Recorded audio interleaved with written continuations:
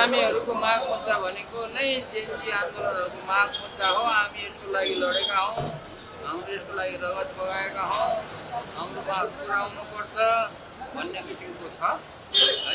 उनीहरूको चाहिँ स्वास्थ्यको कुराहरू छ, स्वास्थ्यको उपचार चाहिँ राम्रो भएको छ, सही छ होइन। उहाँहरूलाई चाहिँ आफ्नो शरीरको भन्दाखेरि पनि, आफ्नो शरीरको चिन्ता भन्दाखेरि पनि उहाँहरूले हाम्रो माग पुरा हुन्छ कि हुन्न होइन, भविष्यमा के हुन्छ भन्ने कुराहरू र उहाँहरू कसरी चाहिँ दुर्घटनामा पर्नुभयो, यो घटनामा पर्नुभयो भन्ने कुराहरू बुझ्यो।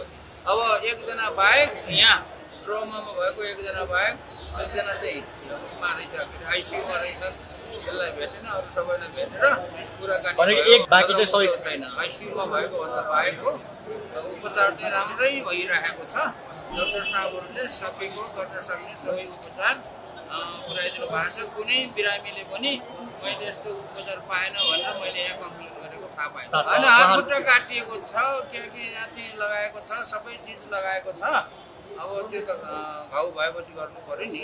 पढ्ने यहाँ एक दुईजना पढ्ने विद्यार्थीहरू पनि छन् होइन। अब त्यो पढ्ने विद्यार्थीहरूको अब मैले उहाँहरूलाई भनेको छु, पहिला धैर्य गरेर चाहिँ सन्चो हुनुहोस्, पढाइको लागि चाहिँ पछि हामीले के गर्नुपर्ने गर्छौँ भनेको छ होइन। प्रत्यक्ष निर्वाचन भनेको अहिलेको स्थितिमा के हुन्छ भन्न सकिँदैन, किनभने अब यो राजनीति हो होइन, यो चाहिँ अहिलेको आन्दोलन हो।